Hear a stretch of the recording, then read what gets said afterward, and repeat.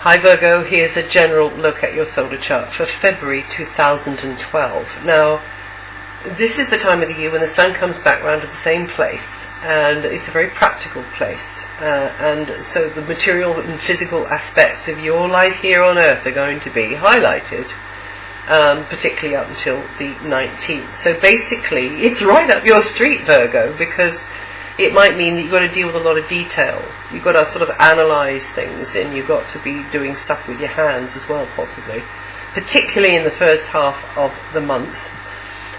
So you may be putting physical effort into getting things running smoothly and things how you want them to be. And also it looks as though you're going to have some help as well. So it's a good time for some of you to be paying more attention to the to-do list. Also health, diet and exercise. It might be yours, might be another's, might be both.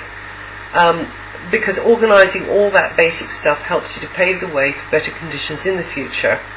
And also contact with service providers is more likely at the moment as well. Now it looks as though, as I say, you're going to get some help, because close relationships of all kinds are going to get a boost, a tremendous boost. You and someone could really hit it off. Or you could just feel the milk of human kindness, the support coming to you at certain times from certain people, and with other people you find that you really can do business together. It's good enough compromise. So from the 8th, until the 8th, it's more on a sort of like bouncing ideas off each other and kind of agreeing things in principle level, and then from the 8th, things kind of deepen, I think. In some types of relationship, like a love relationship, could get more intimate or passionate from that time. If it's another kind of close relationship, then you could benefit from their input, their support, or just you getting things off your chest, or they getting things off their chest, because there's a kind of a reciprocity here with where Venus is going to be from the 8th onwards.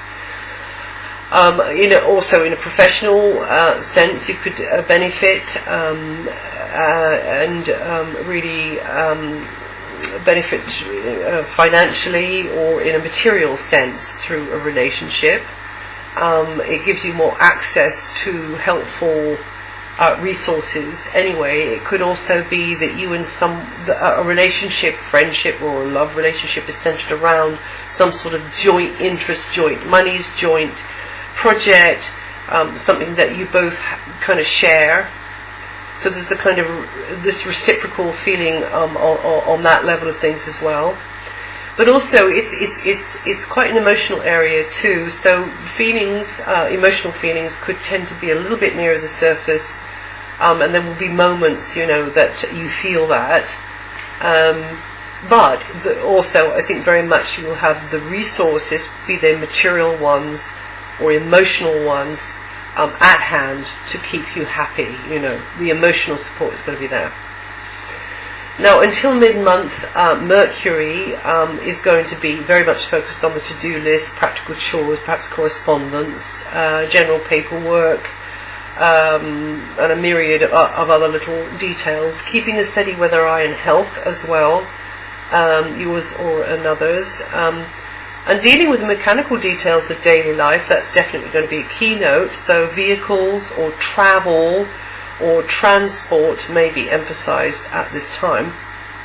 And then from mid-month, information exchange in a personal, professional sense is very well highlighted, very busy, shows that two heads are better than one. And you'll probably enjoy bouncing ideas off one another. You could be very informed by somebody. You could learn a lot from somebody, or they are learning a lot from what you're giving to them. So all of that could help you clarifying your own thinking on something. Also, you could be more looked upon as the information giver, the go-between, the agent, the guide, the advisor, the teacher, at this time. That's from mid-month onwards. Now, you've got feisty Mars in your sign, and Mars is going to be there until July. So that can make you in general a little bit more assertive and even at times a lot more feisty and not backwards in coming forwards with what you want. And others might notice this boldness in you, which is they're not familiar with. They're not accustomed to that. Dealing with the mechanical details of daily life are going to be a keynote. More hustle and bustle around you and a busier time around you is going to be a keynote, I think. Also, you wanting to get cracking with things and be more decisive about things. There's going to probably be a lot of emphasis on joint communications, a good time to thresh out a plan with somebody. Like I say, it's a bit feisty, so you might have to agree to disagree on something. But like I said earlier, you might have to find a compromise which is good enough. This can work. It's not the ideal, but this could work. But another's advice or know-how could give you the pieces of the puzzle that you've been searching for, and then helps you then to go forward. So Mars in your sign could be, a very productive time. If you're realistic about tackling the devil in the detail, don't take on too much, because that's a pitfall with Mars. Mars overstretches energies and then gets tired out and burns out. So don't do that. But definitely catching up with the to-do list or things gathering dust in the corner, applying your know-how or learning some new know-how. This would be a very good thing to do with Mars in your sign. Venus, which could be a female influence, but doesn't have to be, is going to be there to help you. So you'll be teaming up with someone, and you'll feel supported through close relationships. And yes, it could be, as I say, something materially beneficial for you, as long as you understand that. And I shouldn't have to say this to any Virgo, but with Mars in your sign, you might actually steamroller or tend to dominate situations just because you've just got this kind of boost of energy. So Mars will give you the decisiveness, the assertiveness, the energy to deal with whatever comes along. So Mars coming into your sign will come into your sign at whatever level you are or whatever stage you are in your life. So it's going to affect people differently. I mean, it's in there for such a long time that I would say the overview is that you could get an awful lot done and be glad you did it at the end of the transit. Could find yourself decluttering, inwardly and outwardly, and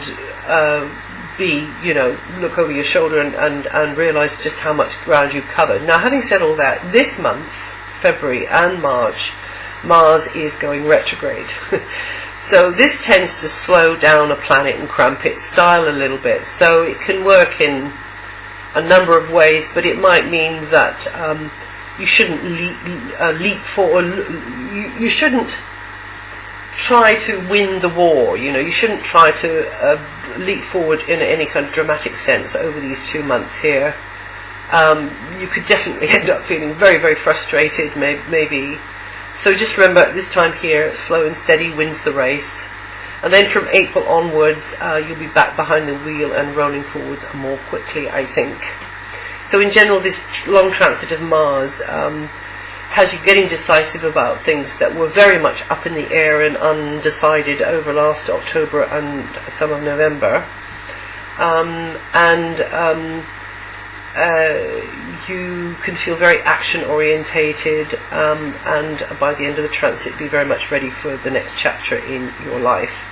Others can see you as being a lot more attractive, actually, and confident and courageous and bold, and be admiring of your bravery in some way, and see you, as I say, as being a lot more attractive. So just be aware of that.